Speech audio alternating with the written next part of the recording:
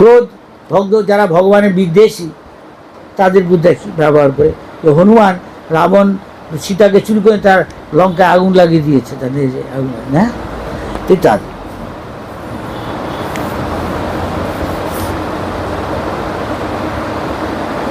মা কী করে সাধুকে চিনব? মা দেবকী দেবভূতি কপিলদেব ভগবানকে জিজ্ঞেস করছে, দেখছি মহাপ্রভু তাই বলছে চিকিৎসা কারণিক সুহৃদং সর্বদেহী নাম, যে অত্যন্ত সহ্যগুণ যা। মহাপ্রভু বলেছেন তিনাদপি শুনছে তরুরিব সহিষ্ণুনা, এগুলো আছে ভক্তের লক্ষণ আছে। ড্রেসটা ভক্ত না, এগুলো হলো সুযোগ সুবিধা পাওয়ার জন্য, তাকে উৎসাহ দেওয়ার জন্য। যখন সে গুণটা অর্জন করে, কষ্ট করলে কৃষ্ট করে, তখন হয়ে যাচ্ছে। হ্যাঁ, চিকিৎসা কারুণিক, কম্প্যাশনেট। লোকে আমাদের গালাগালি দিচ্ছে, তথাপি তাকে বলছে একটা গ্রন্থ নেন, সাধুর সঙ্গ করেন, শুদ্ধ ভক্ত প্রভুপাদে পড়ে আর ভক্ত হবে। সে অনেক গালাগালি ছাড়িয়ে দিচ্ছে, আমাদের সহ্য করতে হবে। বই বেচতে গেলে এটা প্রচার করা ভগবান, তবে ভগবানের সে প্রিয় ভগবান দিচ্ছে, আমার জন্য এত কষ্ট লাঞ্ছনা সহ্য করছে, ভগবান তখন তার হাতে কৃপা করে, ভক্ত হয়। মহারাজ অম্বরীশকে অপমান করেছিল, নিত্যানন্দকে জগাই মাদায়, দুনিয়া এখন সব জগাই মাদায়, আমাদের অপমান করে, আমাদের সহ্য করতে হবে। তো সেই জন্য আমাদের দেখতে হবে, যার থেকে আমরা দীক্ষা নিচ্ছি বা গুরু, তার হরিকথাগুলিকে আমি শুনে সে আমার জীবনে কায় মন বাক্যে পালন করছি, সেটা আমি প্রভুপাদকে হয়তো অনুভব ও সকলকে বলছি। এটা আমাদের আচার্যরা বলে গেছেন, এখনও ইস্কন থেকে বলা হয়েছে সকলের শিক্ষাগুরু ভগবান চিরকাল থাকবে। তার মানে প্রভুপাদের বইগুলি পড়ে জানতে হবে কি তিনি বলেছেন, সেটা গুরু তাই বলবেন, নাহলে প্রভুপাদের কথাই শোনা উচিত করতে হলে। তাই বলছেন এটা এখন প্রতিজ্ঞা করা উচিত, হ্যাঁ, যে কেউ নিচ্ছেন, কেননা সাধনা চার্ট আছে, ওর মধ্যে করে ওর কাছে আছে, দিয়ে দিবে এখন এখানে, হ্যাঁ, সবাই সেটি প্রতিদিন ফিল আপ করে। না আমি প্রতিদিন 4টের সময় উঠি, ডট দিলাম প্রতিদিন, না প্রতিদিনটা লিখবেন, তারপর তারপর কখন কটায় কী করেছেন, তবে বোঝা যাবে। একটু কষ্ট করে, আমি বুঝছি, কষ্ট না করলে তাহলে আমরা পারবো না। তাহলে ডাক্তারের কাছে গিয়ে আমি যদি আমার নিজের রোগের লক্ষণ না বলতে, ডাক্তার কী করে ওষুধ দেবে? দেখবে আপনি এরকম অনুভব করছেন, করা উচিত, হ্যাঁ, বা না হলে না, তাহলে সে অনুযায়ী ওষুধ দিবে। তা নিজে সর্বনাশ করছে। সুতরাং যেরকম এসব লিখবেন, সেখানে বাইরের জায়গায় হলে অনেকে হয়েছিল কে দেখছি আমি একদিনে বসেই দিয়ে, এসব করতে গেলে তার ফলও সেরকম হবে। তার মানে অনুষ্ঠানের দীক্ষা হলো, কার্যক্ষেত্রে আমি যোগ্যতা অর্জন করিনি, নিজেকে তার ফল ভোগ করতে হবে, গুরুকে হয়তো কিছু করতে হবে, ভগবান দিবে।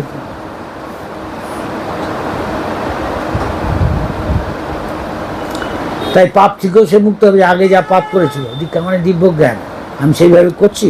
তাই প্রভুপাদকে যখন একজন বললেন, আর প্রভুপাদ আপনি যে মারা যেতে আমি জব করছি, প্রভু বলছেন আমি আমার গুরুর সেবা করছি, গুরু যা বলে গেছেন করার চেষ্টা করছি, তুমি কি আমাকে তাদের সাহায্য করছো? তুমি কি সেসব করছো? তোমাকে যা বলেছে তাহলে করলে, তাহলে দীক্ষাটার মানে হলো, তাহলে কিছু করবো না। আচ্ছা, এখন কারোর কোনো প্রশ্ন থাকলে করুন। আশা করছি মোটামুটি বলেছি, যে এরকম সব বইয়ের মধ্যে আছে। আর যার থেকে দীক্ষা নিচ্ছে তার লেকচার শুনবেন, সেরকম যদি সে লেকচারের মধ্যে সব থাকবে, আর প্রভুপাদের বইয়ের মধ্যে সব আছে। অন্য কিছু বলে, ওই শুনলে কিন্তু ক্ষতি হবে, সে যেই হোক। এখন দেখুন কার কোনো প্রশ্ন আছে কিনা বলুন। হ্যাঁ, হরে কৃষ্ণ। প্রাসঙ্গিক প্রশ্ন করবেন, যা বললাম। কি ও যে গর্ব অহংকার ঐশ্বর্য জন্ম ঐশ্বর্য সুত শ্রী, হ্যাঁ, যার এইগুলো আছে, সে গর্বে স্ফীত, তার পক্ষে ভক্তি করতে গেলে অসুবিধা আছে। খুব রেয়ার ক্ষেত্রে করবে, কেন যে অহংকারী, যে আসরিক গুণ, সে আজকে মুক্ত না হলে হবে না। ও ভাবছে আমি স্বর্গ জয় করেছি, আমি সব কিছু আমার, শচী স্ত্রীও আমার, আমি তার কাছে যাচ্ছি ভোগ করতে। তখন সে গিয়ে তার গুরুকে জিজ্ঞেস করলো, বৃহস্পতিকে, যে এখন আমি কি করব? ও বলছে যা কিছু ইন্দ্রের ছিল সেগুলো সব আমার, আমি তোমার সাথে দেখা করতে চাই। তুমি বলে দাও, ঠিক আছে, তুমি যখন এত মহান হয়েছো, তোমাকে নিশ্চয়ই তো সবাই মেনে নেবে। আচ্ছা, তুমি ঋষিদের বলো যে আমি তো এখন রাজা স্বর্গেরও, তো সকলে আপনাদেরও, তা আমি আপনার প্রজা, হ্যাঁ, আমাকে কি কেউ পালকি করে নিয়ে যাবে? তখন তারা সাধু, তো সাধু নিজেকে দিনহীনভাবে, ঠিক আছে তোমাকে নিয়ে যাবো, কিন্তু ওর একটা কর্তব্য আছে তাদের প্রতি। ও ভাবছে আমি ওর কাছে যাচ্ছি, অনেক রঙিন স্বপ্ন দেখছি। বৃহস্পতি হলে তুমি ওকেই বলো, রাজি হলে ঠিক আছে। তো ওকে নিয়ে যাচ্ছে, ও মনে মনে এসব ভাবছে, কত কিছু রঙিন স্বপ্ন, আমরা যেরকম অনেক কিছু ভাবি, আমি এই করবো। আর তার পাটা ড্যাঙ্গেল করছে, হার যায় না পাতে। অগস্ত্য ঋষি ও নিয়ে যাচ্ছে, তার মাথার মধ্যে লাথি মারছে বারবার। হঠাৎ অগস্ত্য ঋষি সব ঋষি বলে, এই পালকিটাকে নামান তো না। হ্যাঁ, ইউ রাস্কেল রাজা, তুই জানিস না কী করে লোকের সাথে ব্যবহার করতে হয়? যা ব্রাহ্মণের সাথে, তুই ব্রাহ্মণের মাথায় লাথি মারছিস, সাফ হয়ে থাক গিয়া। কি ভুল করেছে? ভুল করেছে কিছু? তা এখন সবাই বলে তা হবে না, তার কারণে মেকি ব্রাহ্মণ, ব্রাহ্মণ ছাপ, আমার দীক্ষা হয়ে গেছে ব্রাহ্মণ। ব্রাহ্মণের গুণ কি? কে ব্রাহ্মণ? যে তার নিজের মনকে কন্ট্রোল করে, সম দম ইন্দ্রিয়গুলোকে সে নিজের কন্ট্রোলে রাখে, কচ্ছপের মতো। যেমন এই চলে তখন ঢুকে দম, সম দম, তপস্যা করে, সকালবেলা উঠে ঠিক 3টার সময় উঠে, 4টার সময় চান করবে, ভগবানের নাম করবে। শৌচম, শুদ্ধতা রাখবে, মনে রাষ্ট্রীয় ডিজার রাখে না, অর্থাৎ কাম, ক্রোধ, লোভ, মোহ এমনকি দূরে সরিয়ে দেয় আসলে। এখন কেউ সরাতে পারবে না, সে ভালো করে হরিনাম না করে না, প্রসাদ না খায়, পারবে না, ওকে গ্রাস করে নেবে, খারাপ চিন্তা ওকে গ্রাস নেবে। ও যে ঠিক চায় না খারাপ নিয়ে মনে রাখতে আসবে, হ্যাঁ কি না? হ্যাঁ কি না? এখন যদি কিছু ভালো করে ভজন করে, তবে কিন্তু সে ওটাকে লাথি মারে ভাগিয়ে দিতে পারে। ভগবানের কাছে শুধু প্রার্থনা করলেই হবে, প্রার্থনা করলে ভালো, যখন পাচ্ছে না, কিন্তু সঙ্গে সঙ্গে নিজেকে ভজন ঠিক করে করতে হবে। কাম থেকে মুক্তি। আর কুমির একবার কাউকে ধরলে, যেমন যত সম্পূর্ণটা ওকে যতক্ষণ না ও গিলে ফেলে, ততক্ষণ কিছুতেই সে ছাড়বে না। কামটা অনেকটা কুমিরের মতো, নক্রম।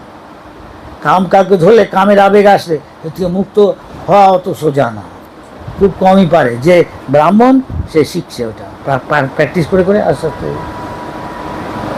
তাই সেটা তমগুণ, রজগুণ এসবের লক্ষণ।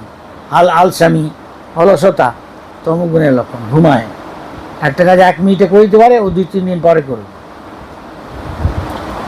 অলসের লক্ষণ। আর রজগুণ, সে খুব ব্যস্ত কিন্তু সে ভোগ করতে চায়। বাঁদর যেমন, সে খুব ব্যস্ত সবসময়, রজগুণ ভোগ করতে চায়। কি ভোগ? সবচেয়ে বড় সম্ভব করা। দিনের মধ্যে দেখাচ্ছে আমি সাধুর মতো, আমার জামা কাপড় কিছু নাই, আমি সন্ন্যাসী, তার চেয়েও বড়, হ্যাঁ ত্যাগী, আমার কোনো বাড়ি ঘর নেই, সব কিছু, কিন্তু একটা জিনিস আছে, কামের মেয়ে। সবসময় ঘুরছে, দিনের মধ্যে 25টা বাঁধির কাছে গিয়ে ভোগ করতে চাইছে ইন্দ্রিয় সুখ। সবাই জানে অনেক কাম হয়, তা যেগুলো বাঁদর হয়, যেগুলো এই চড়াই পাখি, কবুতর, পায়রা, ঘুঘু, এগুলো অত্যন্ত কামু। তারপরে আছে গাধা, ঘোড়া, যেন বলে কুকুর, খুব কামুক। শুয়ার ও মার সাথে মৈথুন করছে, সেক্স করছে, কত বড় অপরাধ করেছে। তাই যে হরিনাম করবে, লোকে তাকে শ্রদ্ধা করবে, তো জানা উচিত আমার যোগ্যতা থাকা উচিত। লোকে আমাকে প্রণাম করছে, এ ফল আমাকে ভোগ করতে হবে যদি আমার যোগ্যতা না হয়। কিছু উত্তর পাওয়া গেল? আর কেউ প্রশ্ন আছে? বলুন। আমি জানলে বলবো, না জানলে বলবো যাই না।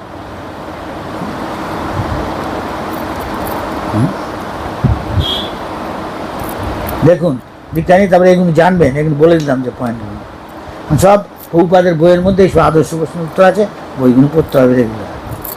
প্রভুপাদ আমাদের শিক্ষাগুরু, শিক্ষা নিলে দীক্ষা ফিক্ষার কোনো মানে নেই।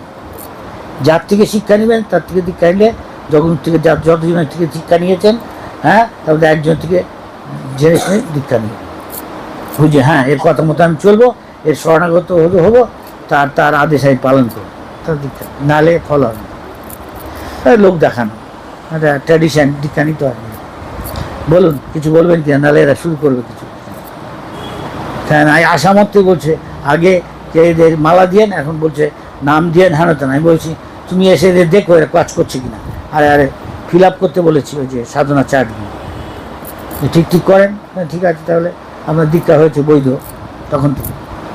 তা এখন থেকে আপনার সান্ত্বনা, হ্যাঁ আমি লিখতে হয়েছে, কিন্তু তখন ওটা বৈধ হবে। কিছু বোঝা গেল? হ্যাঁ, হ্যাঁ, কেন যোগ্যতা অর্জন আপনি করেছেন, কষ্ট করেছে, কৃষ্ট মিলবে। বলো কি বলছো নাকি?